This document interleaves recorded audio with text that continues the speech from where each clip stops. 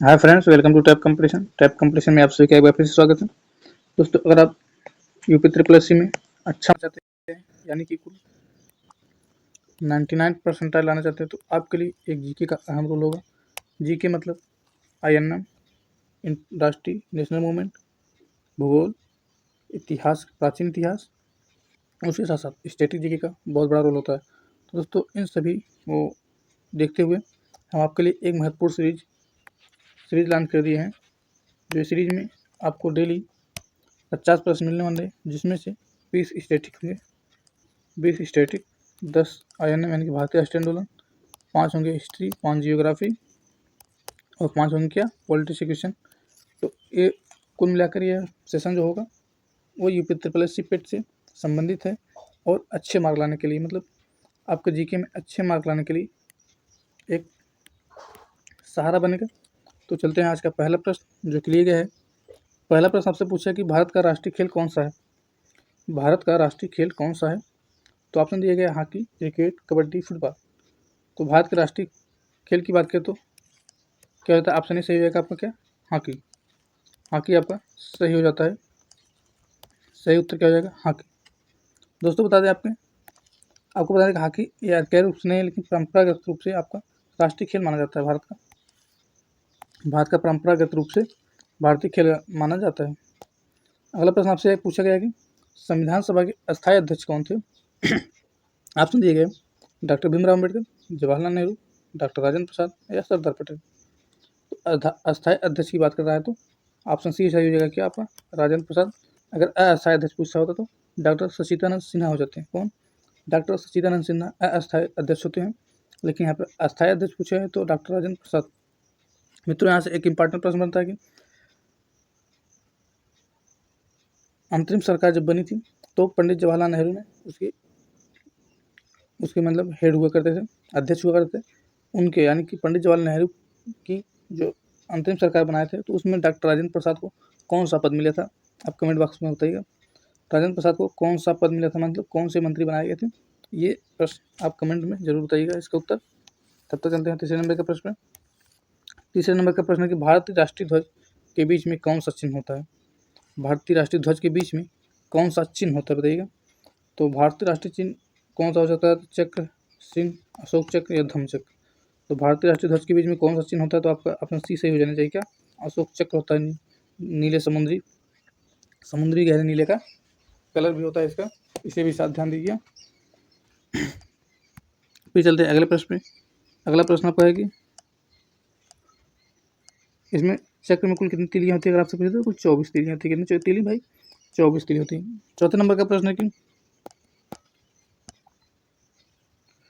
हाल ही में semiconductor mission के तहत भारत किस देश के साथ समझौता कर रहा है? सेमीकंडक्टर मिशन के तहत भारत किस देश के साथ समझौता कर रहा है? तो आपका ऑप्शन दिए गए, 4 ऑप्शन दिए गए, जापान, अमेरिका, जर्मनी और फ्रांस। तो इसमें आपका ऑप्शन भी सही हो जाएगा, क्या, अमेरिका सही हो जाएगा, क्या। अमेरिका पर सही जवाब होगा इसका कि सेमीकंडक्टर मिशन के तहत भारत अमेरिका के साथ समझौता कर रहा है। किसके साथ? अमेरिका के साथ। इसके साथ एक्सपर्ट है माइक्रोन टेक्नोलॉजी। अगर आपके किस कंपनी की बात अगर पूछे, कंपनी भी साथ पूछे तो माइक्रोन टेक्नोलॉजी हो जाएगा। क्या हो जाएगा? माइक्रोन टेक्नोलॉजी हो गया। 5वें नंबर का प्रश्न पूछा आपसे, ऑप्शन कुछ ऊपर नीचे हो गया है। तो प्रधानमंत्री जनधन योजना कब शुरू की गई थी? प्रधानमंत्री जनधन योजना का मतलब, इस योजना का उद्देश्य क्या था? तो गरीब वर्ग के लोगों को बैंक से जोड़ना था। क्या था? बैंक से जोड़ना था।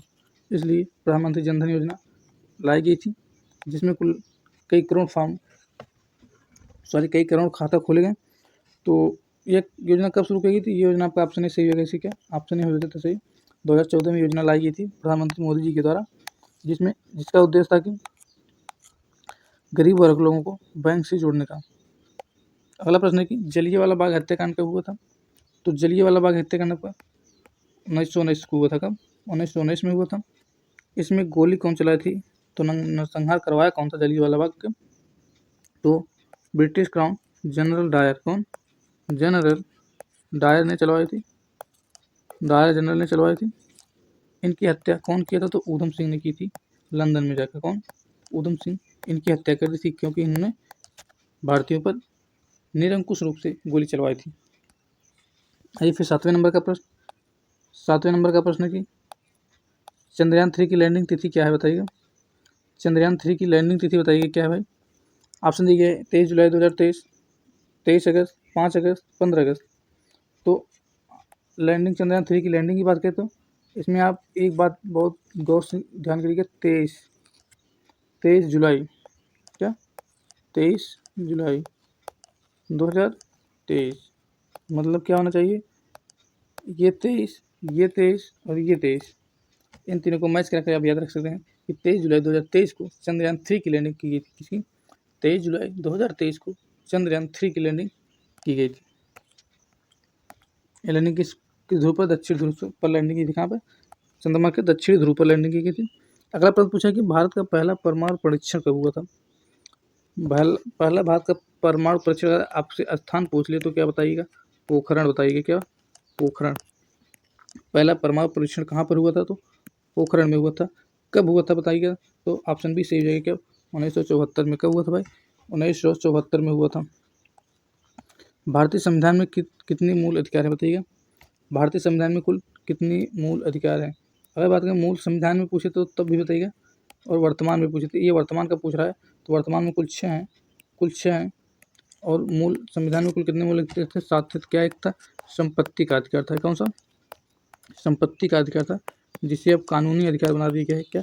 कानूनी अधिकार बना दिए गए, जो कि पहले संपत्ति का अधिकार हुआ करता, उसे हटाकर कुल अब कितने मूल अधिकार कर दिए गए? 6, जो कि मूल संविधान में अगर पूछे तो मूल अधिकारों की संख्या मूल संविधान में कितनी थी? तो 7 हो जाएगा आपका उत्तर। लेकिन अगर सीधे सीधे पूछे भारतीय संविधान में कितने मूल अधिकार हैं तो आपका 6 उत्तर हो जाएगा। कितना? 6 हो जाता है। यह 44वें संविधान संशोधन के बाद हुई, यानी कि 44वें संविधान संशोधन में मूल अधिकार संपत्ति के अधिकार को कानून का अधिकार कर दिए गए। अगला प्रश्न है कि जय जवान जय किसान का नारा किसने दिया था? ऑप्शन सी सही हो जाएगा। ऑप्शन सी लाल बहादुर शास्त्री हो जाता है। महात्मा गांधी कौन सा नारा दिए? करो या मरो का नारा दिया था। करो या मरो का नारा दिया था। सरदार पटेल जी को सरदार की उपाधि किसने दी थी? तो महिलाएं दी थी। कहाँ की महिलाएं दी थी? तो सुंदरलाल बहुगुणा जो आंदोलन हुआ था चिपको आंदोलन में, उसी आंदोलन में वहाँ की महिलाओं, बारदौली की महिलाओं ने सरदार पटेल को सरदार की उपाधि दी थी। आइए 11वें नंबर के प्रश्न कि मानव शरीर में रक्त शुद्ध करने वाला अंग कौन सा है बताइएगा। मानव शरीर में रक्त को शुद्ध करने वाला कौन सा अंग है? ऑप्शन ए दिया गया है यकृत। यकृत के बारे में जान लेते हैं। यकृत आपका शरीर का सबसे बड़ा ग्रंथि है। शरीर का सबसे बड़ा ग्रंथि है कौन सा? यकृत आपका शरीर का सबसे बड़ी ग्रंथि है। गुर्दा, गुर्दा ही आपका सही हो गया। ऑप्शन बी सही हो जाएगा। यह आपका शरीर में रक्त शुद्ध करने का काम करता है। हृदय और फेफड़ा जो कि इंपॉर्टेंट है भी, इसके बारे में बाद में देखने वाले हैं। किडनी रक्त को फिल्टर करती है। भारत का पहला उपग्रह कौन सा था बताइएगा। भारत का पहला उपग्रह कौन सा था बताइएगा।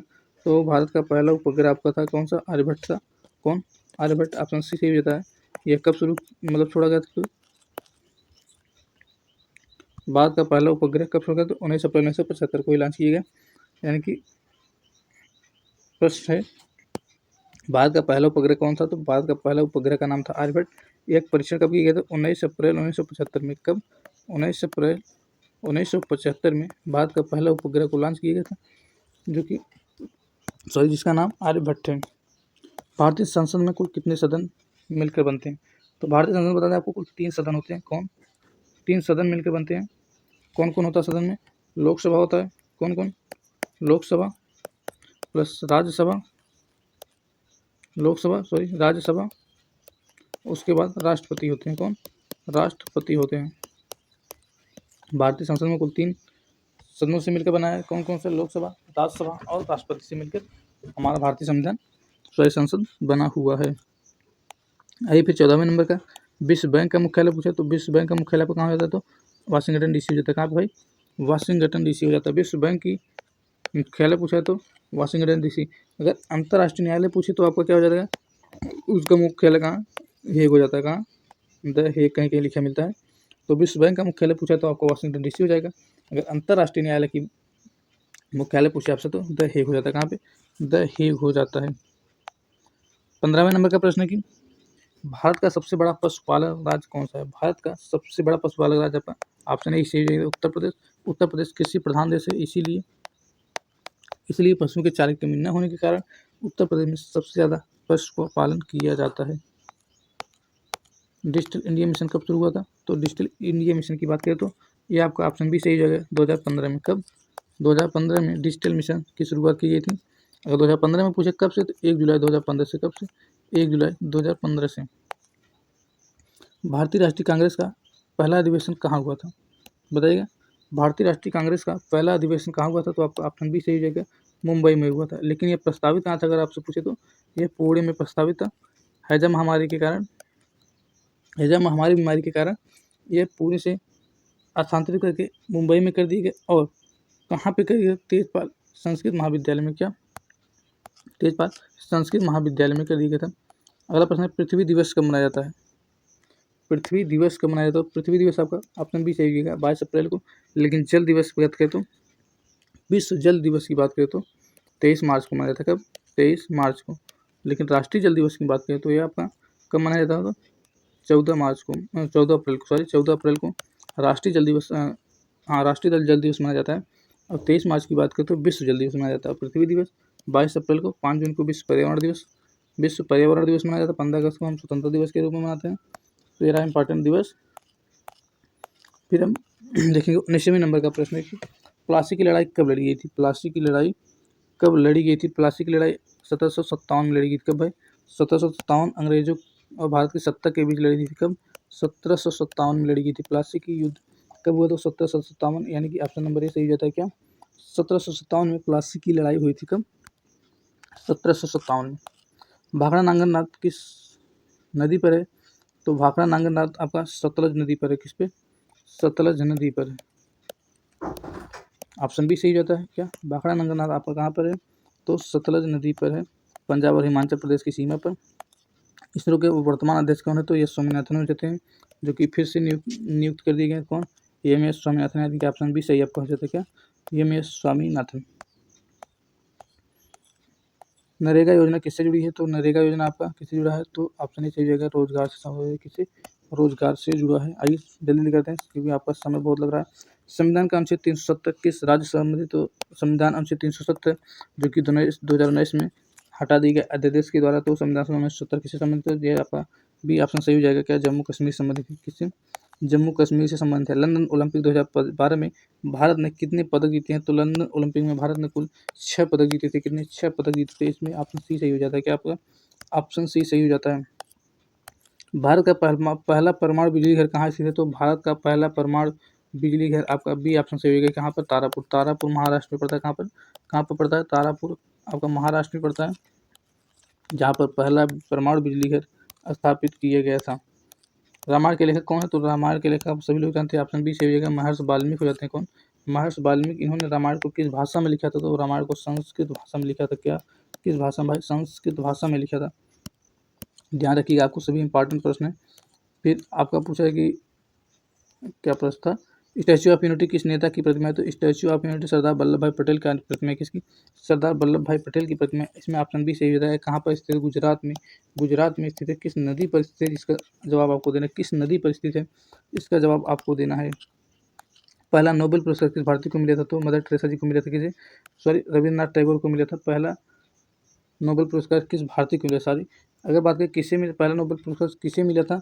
तो मदर टेरेसा हो जाती है। लेकिन यहाँ पर पूछे किस भारतीय को मिला था? तो भारतीय हो जाते हैं आपके रविन्द्रनाथ टैगोर जी होते हैं। कौन? रविन्द्रनाथ टैगोर जी हो जाते हैं। प्रथम भारतीय को 1913 में मिला था। मेक इन इंडिया अभियान कब शुरू किया गया? तो मेक इन इंडिया का अभियान आपका 2015 में ही शुरू किया गया था। कब? 2015 में ही शुरू किया था प्रधानमंत्री नरेंद्र मोदी के द्वारा। 2014 में शुरू किया था। मिस्टेक हो गया भाई, 2014 में ही शुरू किया, प्रधानमंत्री नरेंद्र मोदी के द्वारा शुरू किया गया था।